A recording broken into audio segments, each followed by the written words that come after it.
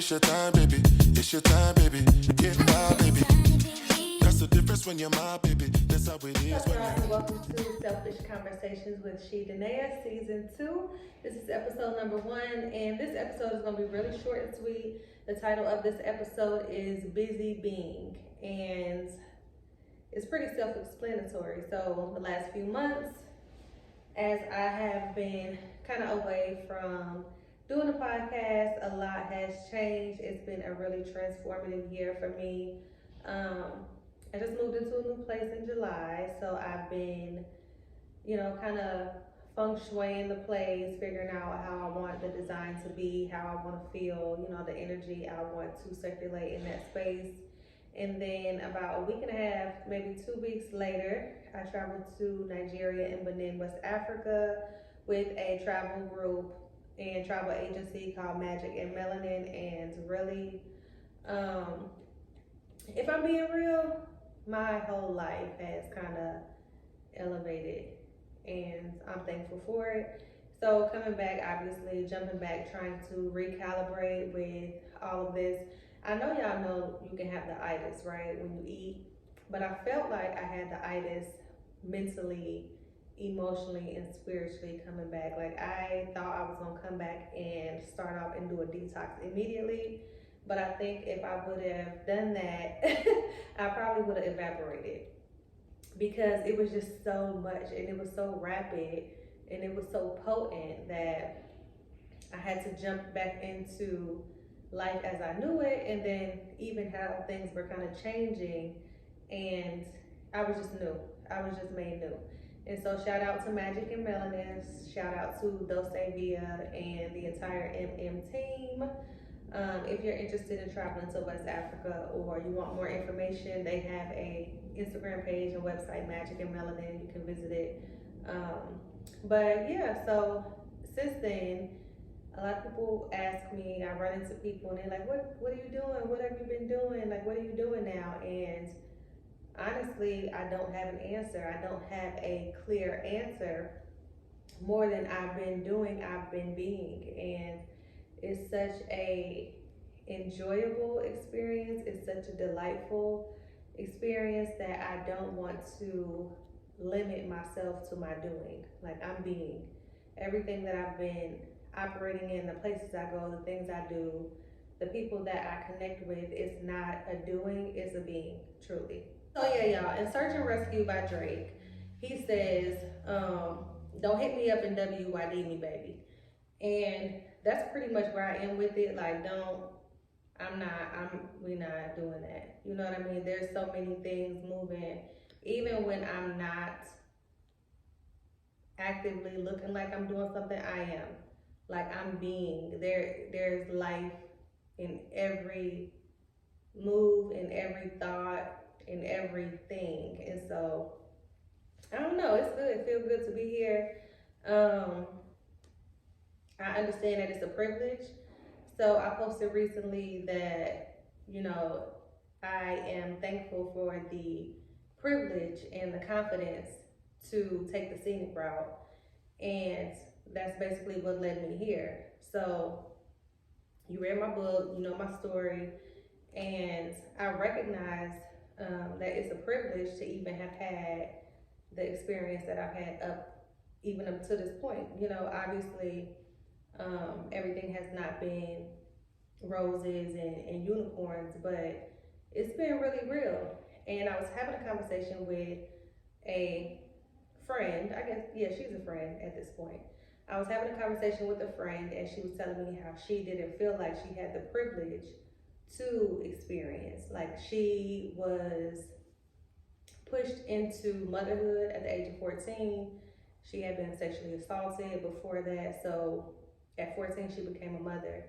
And it was like, you're going to be a mother. You decided to do this. You're going to be a mother. And, she was 14. So she didn't have the privilege of taking the scenic route to develop. So all she knew was grind. All she knew was hustle. All she knew was moving quickly and swiftly. She didn't have the chance to kind of smell the flowers and pull over to the side of the road and explore. And I'm saying this all in life, right? So it's not just necessarily in physical reality, it's just in the process of development.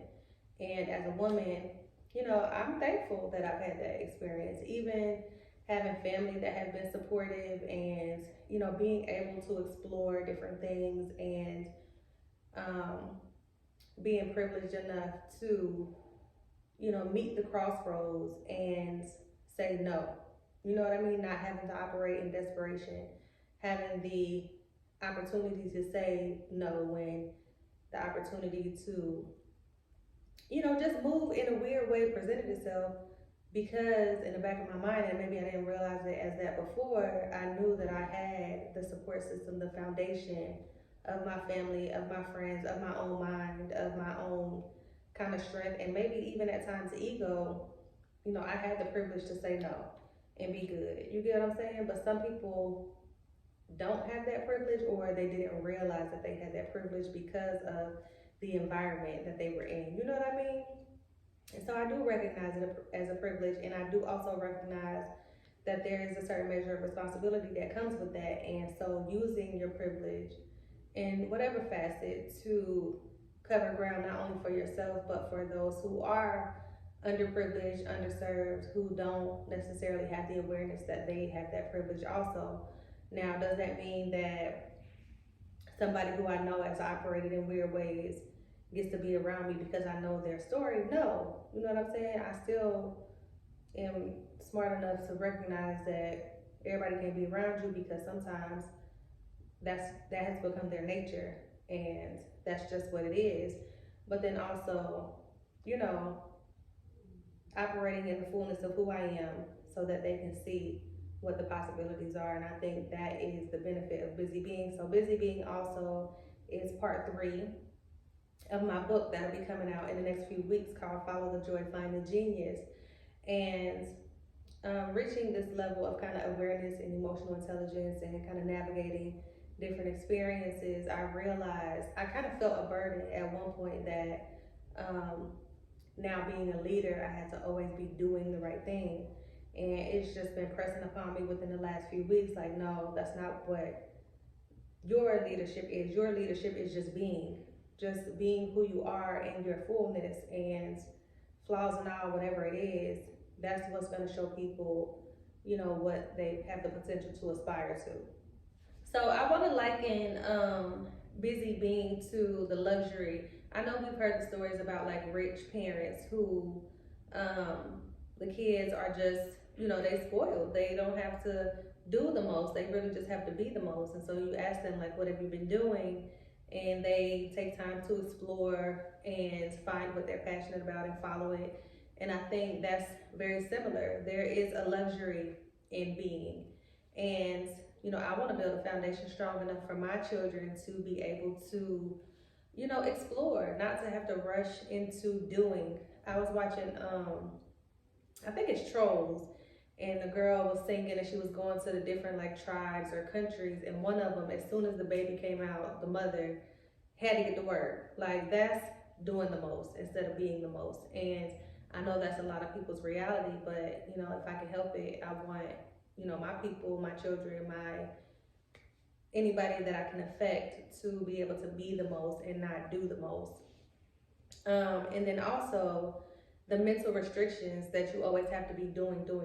So I even find myself still thinking while I'm resting, like, you could be doing this, you could be doing that, but it's like, but I also could be doing this. I'm chilling. This is a part of, you know, being who you're supposed to be, to rest and to restore yourself and allow yourself time to process and think through different things. And, you know, I think that's really the most freeing part of this realization. And so I'm thankful for this. So being, don't ask me what I'm doing, because I'm being, you know, we gonna see. I've built myself up enough to trust myself, to know myself, to feel myself, to, you know, be confident in my surroundings. And that's pretty much that. So yeah, busy being is, it's a luxury, it's a privilege.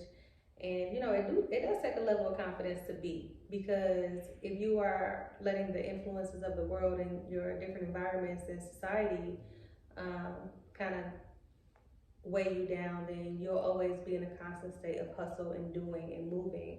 And that's not always the most effective. It's not always the most effective. Effective is being in the fullness of who you are. And that's pretty much where I am with it. I told y'all this was gonna be short and sweet. Obviously, I have on my pink. It's still October, and this is breast cancer awareness. So that's pretty much the end of this episode. I am looking forward to talking. I'm trying to get back into the groove of it. It's been a long day also, but I wanted to make sure I recorded something and just, share what's on my heart. So thank y'all for listening. I'm going to have some guests. I'm going to, brew up some topics for us to discuss that are productive, that are fun, and, that are real. So see y'all next time. Thank y'all for watching Selfish Conversations with She Danae, and I'll see you next time.